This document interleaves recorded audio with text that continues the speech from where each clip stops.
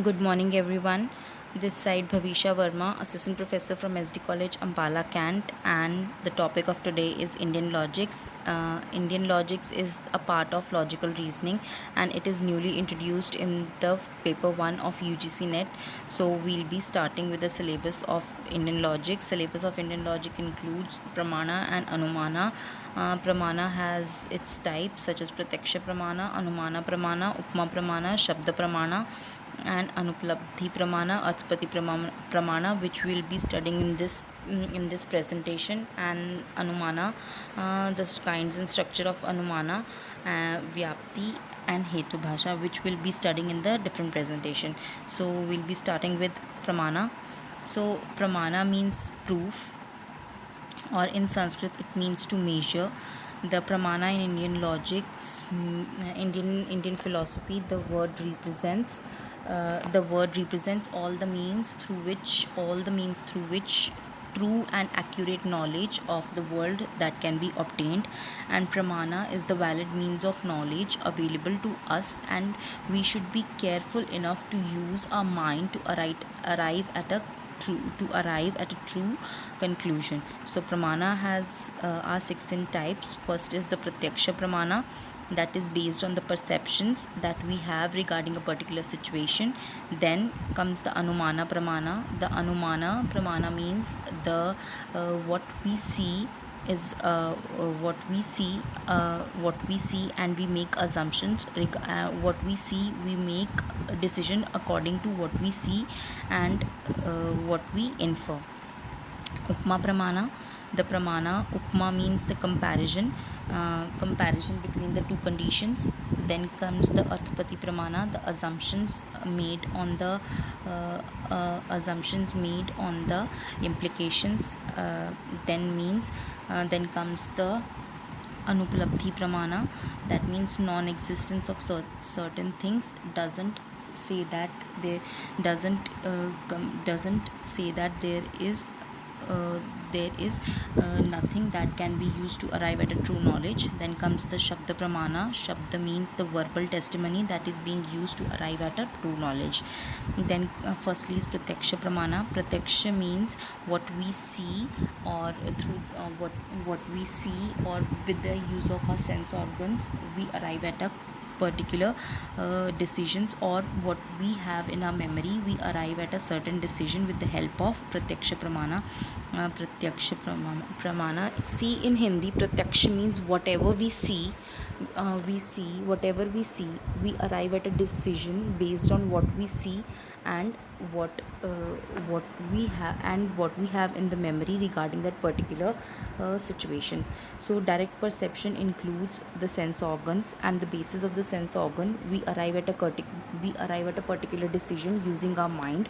And in indirect perception we have a memory regarding a particular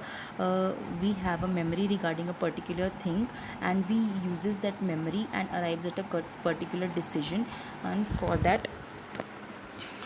that situation. Suppose a teacher says a 7-year-old child to draw an apple. The 7-year-old child has a memory of how an apple looks like, and he draws exactly how an apple looks like. He knows that the apple is of the shape of the apple is of red color, and he draws exactly what the memory he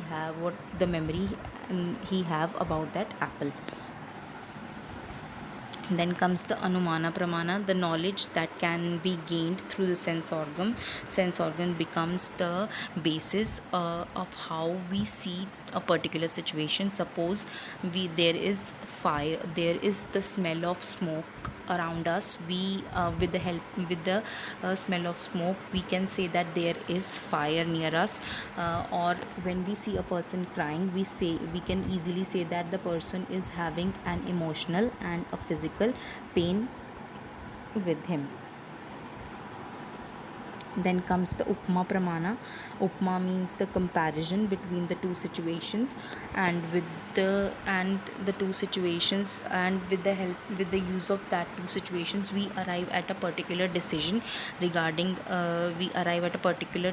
using our mind. So for example, in Upma Pramana, I have taken the example that a person in a village knows that a dog knows that a four-legged animal that barks is called as the harmful dog in the village. And when that similar person goes in jungle and he sees a four-legged animal that which barks, he can easily infer that that he is the same dog or the same wild dog which is being told about which about whom that uh, about whom the village knows. Such knowledge is possible when there is a prior familiarity with the particular thing and lets the person compare both the things based on the knowledge of familiarity. See, the last point says that it is the upma pramana is possible only when the person has a prior knowledge about a particular thing and he compares his prior knowledge with the current situation, and then he arrives at a particular decision. So in the above example, as you all say that a person already knows that the four-legged animal which barks is known as dog, and when he sees similar four-legged animal which barks, he can easily arrive at a particular decision that it is the same dog about whom he was told Then comes the arthapati pramana, the knowledge gained through the cause and effect relationship. uh, the knowledge that is gained through the cause and effect relationship. This kind of knowledge is can only be used when we made assumptions regarding a particular situations. Suppose a healthy person says that he does not sleeps at night, so from the given proposition that he doesn't sleeps at night, we assume that he might be sleeping in the daytime, because without assuming this, we cannot without assumption, it is not possible to explain how the person is healthy without sleeping. So under this arthapati pramana, assumption is very useful, and a very useful concept to make a logical argument about the world. So anuplabdhi pramana, anupalabdhi in Hindi means the thing which is not available. So anuplabdhi pramana says that if there is no student in the class, we cannot say that there is no student in the playground. There might be some students in the playground also. So if there is no children in the playground, we cannot say that there is no children in that we cannot perceive children in the playground. That means we cannot see children in the playground at the moment. We cannot conclude that there is no children in the playground. And so anuplabdhi, so in both the cases, perception of non-existence of particular object in a given situation or place is known as anuplabdhi. So anuplabdhi here means the non-existence of the things with.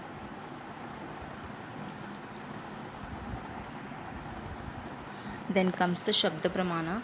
The Shabda Pramana is the word or verbal testimony that is gained through the knowledge that can be acquired through the verbal testimony, text, symbols, and word. It is either spoken or written.